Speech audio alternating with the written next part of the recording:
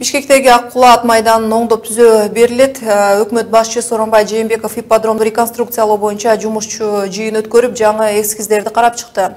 Премьер-министр ат майдан эл аралык талапка жооп берип, ат спорттун маданий иш-чараларын өткөрүүчү айнтка айланышы керектигин баса белгиледи. Ат майдан буга бир мамлекеттин карамагында болсо, бирде жеке жактарга өтүп кетип, шарт жагынан бир топ жоготууларга учураган, коммерциялык максатта колдонулуп, жок болуп кетүү коркунучу болгон ат майданын мамлекетте өтүшүн жана жаңы эскиздин аянты тууралуу кесиптешим Исмат Ибрагимов айтып берет. Исмат, Аккула ат майданынын жаңы эскизи мурункудан кандай айырмалат экен? Буга чейин эл батпай, анан дагы эскилиги жеткендиктен отургучтар кулап кетүүчү коркунучу да турат бар деп айтылып атты эле. Оңдоо үчүн каржылык жагы кандай чечилиптир?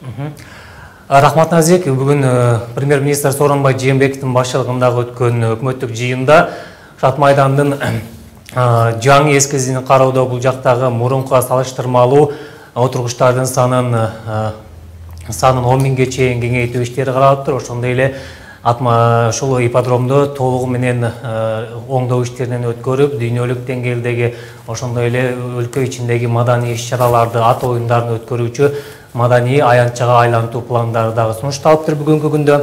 Ошондой эле ат майдандын ошол объекттин инфраструктуралык көйгөйлөрүн карап чыгып, канчалык деңгээлде бул имаратты, бул аянтчаны толугу менен сапаттуу оңдой алабыз деген маселелер дагы коюлуптур. Бул маселени толугу менен карап чыгуу жана долбоорду аяна чейин иштеп чыгуу тапшырмасы жаштар иштери боюнча Диний тарбия агенттигине жүктөлүптүр.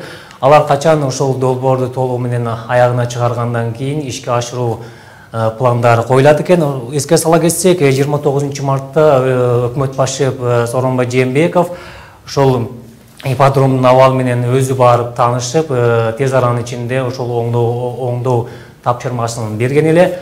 Андан кийин эле 9 май күнү ал ошол көкбөрү оюндарына катышып жатып, ипподромду оңдоого 300 миллион кыргыз сому бөлүнөрүн. Бул акчалар бюджеттик эмес, жанагы бюджеттик эмес фонддон чегирилерин айткан болчу. Чейин ат майдан ар кайсы колго бирде мамлекет, бирде жеке жактарга өтүп келет эле. Ипподромдун соттук иштери кандай болуптур? Буга чейин ишкерлердин колуна өтүп талаш тартыш болуп келатпады беле? Алгач соттук иштерге өтөрдөн мурда ат майдандын тарыхына кайрыла кетели. Бул Аккула ат майданы жалпы 57,4 гектарды ээлейт экен. Жалпылап алганда 3000 кишини оюндарды отуруп көрүүсүнө шарт түзүлөт. Отуруп оюндарды көргөнгө мүмкүнчүлүк бар экен. Ошондой эле анын аймагында административдик имараттар, ат оюндары өткөрүүчү аянт, жатакана, ошондой эле жылкы сарай жана кампалар жайгашкан экен. Бул тууралуу толугураак маалыматты азыр төмөндөгү видеодон көрүүңүздөрдү сунуштайм. Бишкектеги жападан жалгыз Аккула ат майданынын курулушу 1079 жылга барат. Жалпы аянты 57,4 гектарды түзөт. 1996 жылга чейин Бишкек мэриясынын карамагында болчу. Бир жылдан кийин жеке ишкерлер ижарага алган. Ошентип 20 жыл мурун болгону 814 миң сомго сатылып кеткен. Бирок 20% акция болсо Айыл чарба министрлигинде калган. Ипподромдун чыныгы базар наркы 57 миллион доллардан ашат. Мына ушундай соттук иштерден улам ипподромдогу оңдоп түзөө жана ошол ипподромдун жанагы абалын караш жакшы жакка оңдоо маселеси бир топ жылга жыл артка сүрүлүп кетти. Себептен сот жүргөндөн кийин ал жак каралбай, ошондой эле жеке жактарга алган ишкерлер дагы ал жакка көп көңүл бурбагандыктан ошол жанагы аянычтуу абалга кептелип турат экен бүгүнкү күндө. Ат майдандын имараты боюнча маселени айта турган болсок, бул үстүбүздөгү жылдын Нооруз майрамында ошол эскилиги жеткендигин, ошондой эле көрүүчүлөрдүн майданга батпай калгандыгын, билеттер көп сатылып, элдер батпай жанагындай атайын